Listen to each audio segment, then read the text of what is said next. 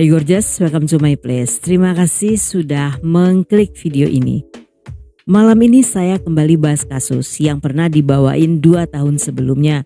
Tentunya dengan versi lebih lengkap dan cara bicara yang gak ngelantur sana sini. Buat sebagian yang udah pernah nonton, bisa jadi udah lupa dengan kasus ini. Tapi buat yang belum nonton, gak pakai lama, watch. Melanie dibesarkan oleh ibunya Linda dan ayah tirinya Michael. Dia digambarkan sebagai pekerja keras yang selalu bersedia membantu siapapun dengan cara apapun yang dia bisa. Selama kuliah, gadis cerdas ini kuliah sambil bekerja di sebuah restoran di mana dia bertemu seorang pria bernama Bill. Dan pada tahun 94, dia lulus kuliah dengan jurusan ganda dalam matematika dan psikologi. Setamatnya dari sana, dia melanjutkan kuliah dan lulus dari sekolah keperawatan Charles Gregory. Sedangkan Bill adalah satu-satunya anak laki-laki dari 3 bersaudara dengan 2 saudari perempuan bernama Nancy dan Cindy. Dia lulus dari sekolah menengah pada tahun 86 sebelum bergabung dengan Angkatan Laut sebagai teknisi elektronik selama 4 tahun.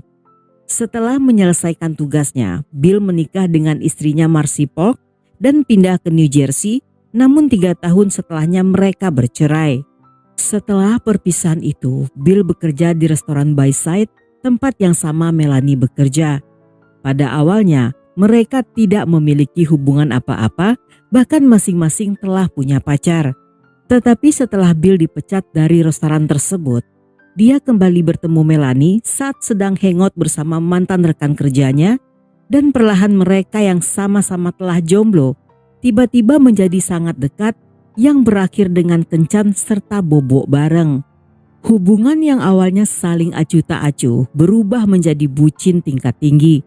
Sehingga walaupun keluarga serta orang-orang terdekat Melanie tidak menyukai Bill yang dianggap kasar, cerewet, dan tidak menyenangkan, tetapi Melanie tidak peduli.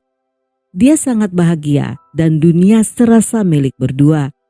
Di tengah indahnya hubungan mereka, Marcy, mantan istri Bill, tiba-tiba menghubungi Melanie dan mengajak untuk bertemu. Wanita itu bertanya, apakah Melanie yakin ingin bersama dengan Bill? Karena di belakang Melanie, Bill ternyata masih berusaha untuk kembali berdamai dengan Marcy. Walaupun saat itu Melanie tampak bersikap santai, tetapi sepulang dari pertemuan tersebut, dia dan Bill pun bertengkar. Tapi seperti yang terjadi pada para bucin, sehebat apapun pertengkaran tersebut, pada akhirnya mereka akan kembali bersama-sama seolah tidak terjadi apa-apa. Walaupun hubungan keduanya sering putus sambung, tetapi pada akhirnya mereka menikah di tahun 1999 dalam sebuah pesta yang romantis dengan dihadiri banyak teman serta kerabat.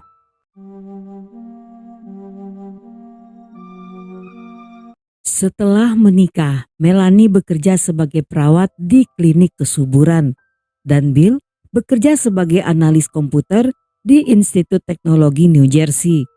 Kehidupan pasangan ini juga semakin lengkap dengan kelahiran putra pertama mereka tepat setahun setelahnya. Pada Mei 2001, Melanie kembali hamil anak kedua. Namun di masa-masa ini, kehidupan mereka mulai mengalami pasang surut karena Bill kecanduan judi dan sering mengunjungi kasino langganannya yang berada di Atlantic City.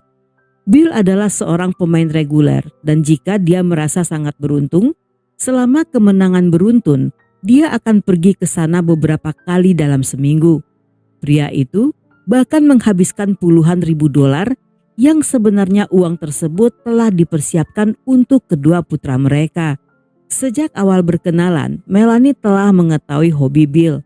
Tetapi setelah menikah, dia baru menyadari jika hobinya tidak berubah dan semakin menjadi-jadi. Hal inilah yang pada akhirnya membuat Melanie tidak bahagia. Dan sebelum hamil putra kedua, dia mulai berhubungan dengan bosnya bernama Bradley. Hubungan mereka tampak serius dan seringkali melakukan perjalanan bisnis bersama-sama.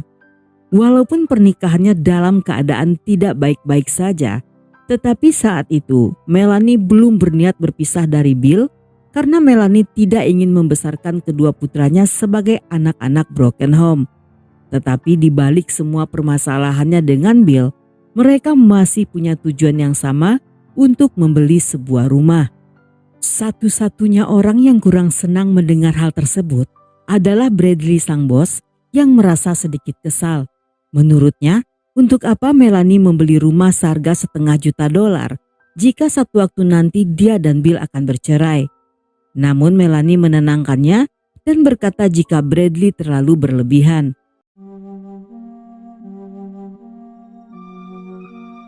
Setelah mengalami banyak gonjang-ganjing pernikahan, Bill berhasil menyelesaikan penawaran pembelian rumah untuk sebuah rumah mewah di daerah New Jersey.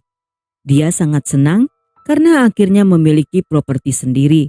Dan bagi Melanie, dia lebih suka membeli rumah tersebut daripada uang mereka disimpan di bank akan dihabiskan Bill di meja kasino. Bill segera mengatur semuanya dan meminta penjual rumah untuk segera mengirimkan nomor rekening agar dia bisa mentransfer uang tersebut. Setelahnya, dia menelpon kedua temannya untuk mengabari berita bahagia ini dan mengatakan akan pindah ke sana dalam waktu sebulan. Dia terdengar sangat bersemangat dan tidak sabar untuk segera pindah agar kedua putranya bisa memiliki ruangan yang lebih luas. Namun di malam harinya saat agen properti menelpon, Bill tidak menjawab atau menelpon balik. Hal ini terlihat tidak biasa karena siang harinya Bill sangat ingin segera menyelesaikan semua transaksi. Sejak malam itu hingga keesokan harinya, tidak ada satupun yang mendengar kabar dari pria itu. Dia tidak muncul dimanapun dan seolah menghilang tanpa jejak.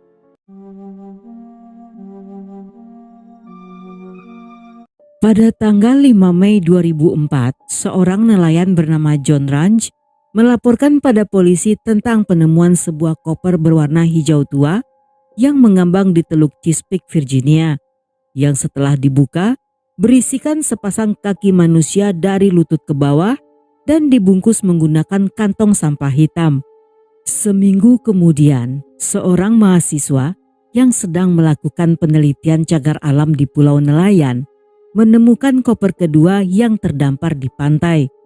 Dan 5 hari setelahnya disusul dengan penemuan koper ketiga yang berisi bagian-bagian lain dari koper pertama serta kedua. Dari penemuan tersebut, polisi membuat sketsa dan merilisnya di media dengan harapan akan ada yang mengenalinya. Hanya beberapa hari setelahnya, pasangan suami istri John dan Susan Rice yang tinggal di area sana mengenali sketsa tersebut dan melaporkannya jika pria dalam gambar itu mirip dengan Bill yang merupakan teman John sejak berada di angkatan laut. Jasad tersebut pun berhasil diidentifikasi dengan menggunakan sidik jarinya yang cocok dengan Bill. Polisi pun mendatangi rumah Bill dan menanyai Melanie. Dia mengatakan terakhir kalinya melihat Bill pada malam di tanggal 28 April. Menurutnya walaupun di hari itu Bill senang karena telah melakukan kesepakatan pembelian rumah, tetapi di malam harinya mereka bertengkar karena Melanie belum membereskan keranjang laundry yang masih terdapat banyak kertas pembungkus baju di dalamnya. Menurut Bill, kertas tersebut bisa saja dimainkan dan dimakan oleh putra mereka yang masih kecil. Dan hal ini membuat Bill marah serta menampar dan memasukkan kertas laundry itu ke dalam mulut istrinya. Melanie yang ketakutan bersembunyi di dalam kamar mandi dengan putra bungsunya yang terbangun ketika mendengar keributan itu. Tidak lama setelahnya, Melanie mendengar suara Bill yang sedang mengemas tasnya dan pergi dari rumah. Setelah kepergian Bill, Melanie menitipkan kedua putranya di rumah orang tuanya. Dia pun mengajukan perintah penahanan pada pengadilan yang 3 minggu setelahnya dilanjutkan dengan gugatan cerai. Tetapi anehnya, walaupun Melanie mengajukan 2 tuntutan pada Bill, namun dia tidak pernah melaporkan hilangnya Bill pada polisi. Setelah semuanya beres, pada tanggal 29 April, Melanie yang kesal memutuskan mencari pria itu untuk mengatakan sesuatu. Dalam perjalanan yang memakan waktu 1,5 jam, dia pun menelpon Bradley dan memberitahu bahwa sedang menuju ke Atlantic City untuk mencari Bill. Sesampainya di sana, walaupun tidak berhasil menemukan Bill, tetapi Melanie menemukan mobilnya yang terparkir di Taj Mahal Casino. Dan tiba-tiba saja dia memiliki ide untuk membuat Bill kesal dengan menyembunyikan mobil itu.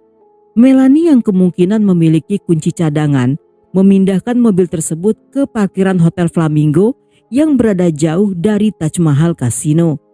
Setelahnya, karena terlalu lelah menyetir mobil, dia pun memutuskan pulang ke New Jersey dengan menggunakan taksi dengan tarif 4,5 juta. Namun tidak lama setelahnya, dia kembali menghubungi taksi lainnya untuk mengantar menjemput mobilnya di Atlantic City dengan tarif 3,7 juta. Beberapa hari setelahnya, dengan diantar oleh ayahnya, Melanie kembali ke Atlantic City untuk melihat apakah Bill telah menemukan mobilnya. Tetapi sesampainya di sana, Melanie merasa lupa di mana dia telah memarkirkan mobil itu.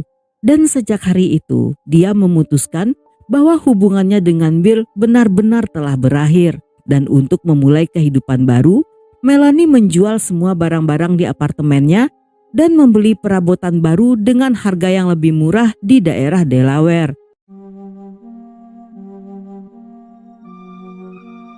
Menurut polisi, jika mengingat keterangan Melanie yang sebelumnya mengaku takut pada Bill, hal ini sangat tidak masuk akal. Kecuali Melanie berani melakukan hal tersebut karena dia tahu bahwa Bill telah meninggal dan tidak akan bisa menghajarnya lagi.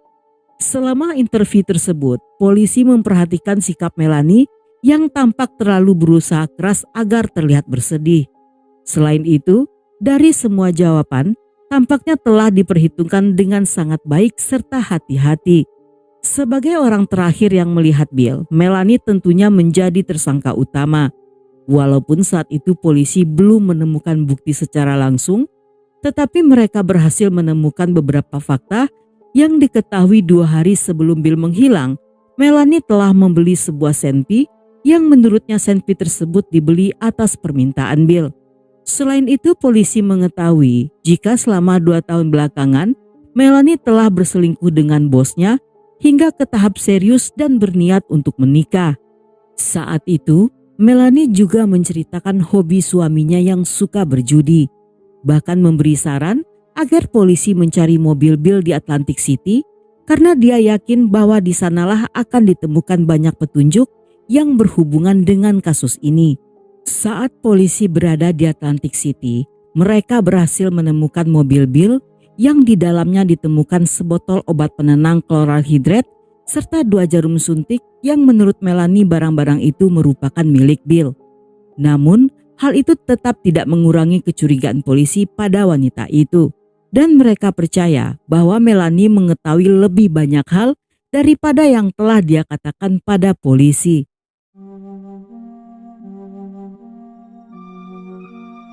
Polisi yang kembali mendatangi rumah Melanie kali ini melakukan penggeledahan. Walaupun tidak ditemukan bukti bahwa Bill telah dipisah-pisahkan di rumah itu, tetapi mereka melihat beberapa kejanggalan. Seperti rumah yang tampaknya dikosongkan secepat mungkin tanpa meninggalkan satupun perabotan. Barang-barang Bill sudah tidak ada di sana, serta beberapa barang lainnya milik Bill dimasukkan dalam kantong sampah yang sama seperti kantong yang digunakan untuk membungkus jasad pria itu. Dalam masa-masa ini, hampir selama setahun, polisi berusaha mengumpulkan bukti sebanyak mungkin. Dalam histori pencarian komputer di rumahnya, berisi tentang bagaimana cara melenyapkan seseorang dengan menggunakan racun yang tidak terdeteksi. Semua pencarian Melanie selalu berhubungan dengan racun dan nama obat-obatan lainnya yang salah satunya adalah chloral hydrate yang obat ini ditemukan di dalam mobil Bill. Selain itu ditemukan kertas resep pembelian obat tersebut yang dibeli di apotek Walgreens di pagi ketika Bill menghilang. Obat itu diresepkan atas nama seorang wanita yang merupakan pasien dari Dr. Bradley. Namun sang dokter menyangkal telah meresepkan obat tersebut pada si pasien karena pasien klinik kesuburan tidak membutuhkan obat sejenis itu. Yang hal ini juga dibenarkan oleh pasien itu sendiri. Namun sayangnya, Karena tidak ada CCTV di apotik dan sekitarnya, mereka tidak bisa memastikan apakah Melanie yang menulis resep itu sendiri. Menurut seorang ahli tulisan tangan, tulisan tersebut bukanlah tulisan tangan Dr. Bradley, melainkan tulisan Melanie yang dengan sengaja menirukan tulisan serta tanda tangan Dr. Bradley. Yang hal ini sangat mungkin terjadi karena Melanie memiliki akses untuk masuk ke ruangan sang dokter. Polisi meyakini bahwa resep yang dipalsukan oleh Melanie dimasukkan ke dalam minuman Bill dan saat Bill tidak sadar, Melanie pun melenyapkannya. Polisi juga menemukan seorang saksi bernama James Finch yang merupakan teman Melanie di sekolah keperawatan yang sama. Menurut pengakuan James, pada pertengahan bulan April 2004, Melanie sempat mengiriminya email yang memberitahu bahwa pernikahannya sedang bermasalah. Dan saat itu, Melanie juga bertanya di mana dia bisa membeli senpi dengan persyaratan yang mudah. James pun memberitahu jika membelinya di daerah New Jersey dan Pennsylvania, dalam waktu sehari Melanie akan mendapatkan barang tersebut. Dan dia berhasil membelinya hanya 2 hari sebelum Bill menghilang. Berdasarkan pemeriksaan forensik, peluru yang ada di dalam tubuh Bill memiliki jenis yang sama dengan senpi itu. Namun saat ditanya, Melanie mengaku bahwa senpi itu hilang entah kemana. Pada 2 Juni 2005, polisi menangkap Melanie yang baru saja mengantar anaknya ke sekolah dan mendakwanya atas tuduhan pembunuhan. 4 bulan setelahnya, Dewan Juri Negara Bagian mendakwanya atas 4 tuduhan yang setahun kemudian disusul dengan tambahan 4 dakwaan lainnya. Tetapi sehari setelahnya, dia dibebaskan dengan uang jaminan sebesar 30 miliar sambil menunggu masa persidangan selesai.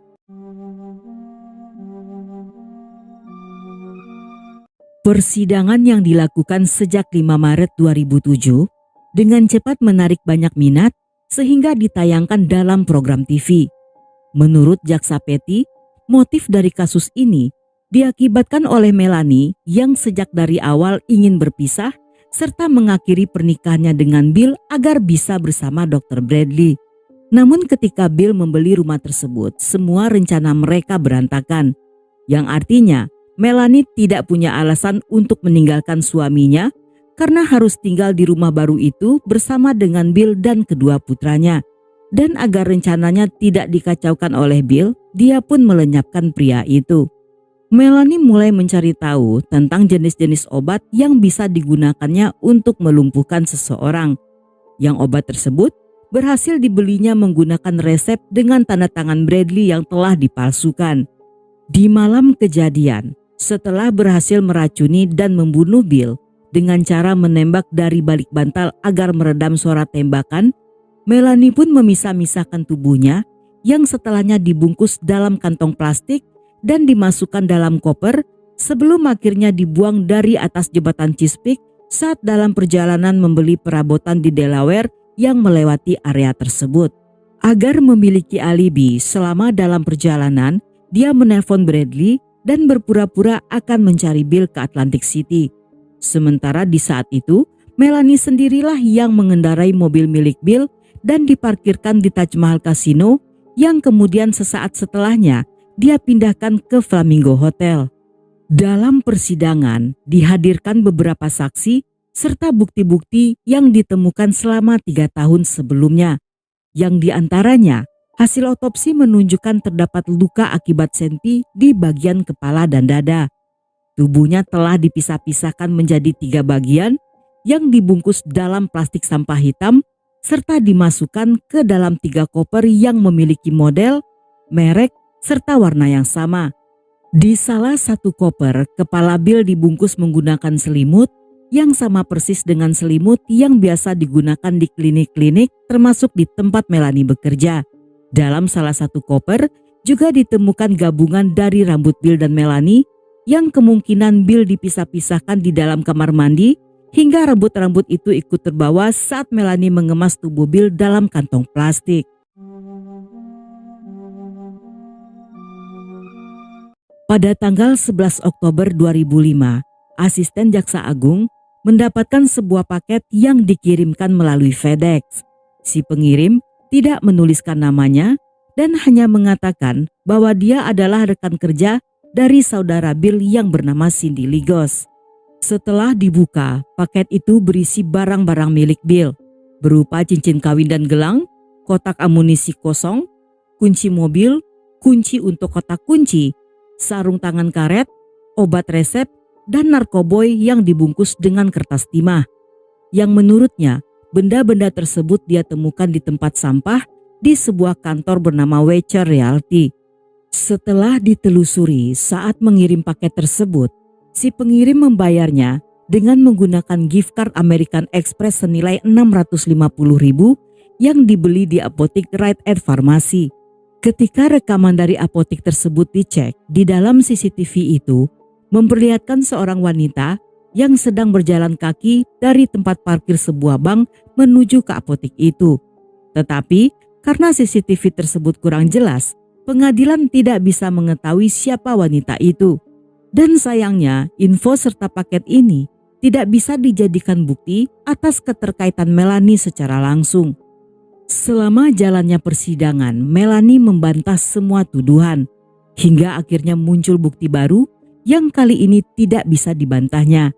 Setelah melakukan pemeriksaan forensik pada mobil Bill, di sana mereka menemukan potongan sisa-sisa tubuh Bill yang menempel pada tapak sepatu Melanie dan terbawa saat wanita itu membawa mobil Bill ke Atlantic City. Dan pada 19 Juli 2007, Melanie diputuskan bersalah dan divonis hukuman penjara seumur hidup dengan kesempatan pembebasan bersyarat setelah 60 tahun. Yang artinya, jika Melanie bukanlah vampir berdarah murni, bisa jadi pada masa itu dia sudah meninggal. Selama di tahanan, Melanie mencoba mengajukan banding yang ditolak pengadilan. Saat ini, dia berada dalam penjara wanita Etna Mahan di Union Township, New Jersey. Sejak vonisnya diputuskan, dia tidak pernah lagi berhubungan dengan kedua putranya yang hak asuhnya jatuh ke tangan Cindy saudari Bill. Walaupun kasus ini telah selesai, tetapi masih banyak yang mempertanyakan. Bill adalah seorang pria bertubuh tinggi besar yang secara normal tentunya tidak akan mudah untuk membereskan jasadnya seorang diri. Dan menurut kalian, apakah Melanie melakukannya sendirian atau mendapatkan pertolongan dari seseorang?